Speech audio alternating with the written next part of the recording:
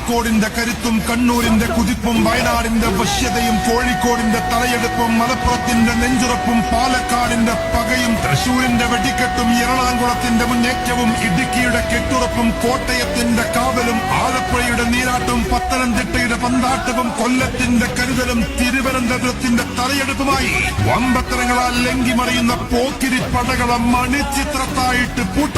കേരളത്തിന്റെ മഞ്ഞപ്പട കേരളം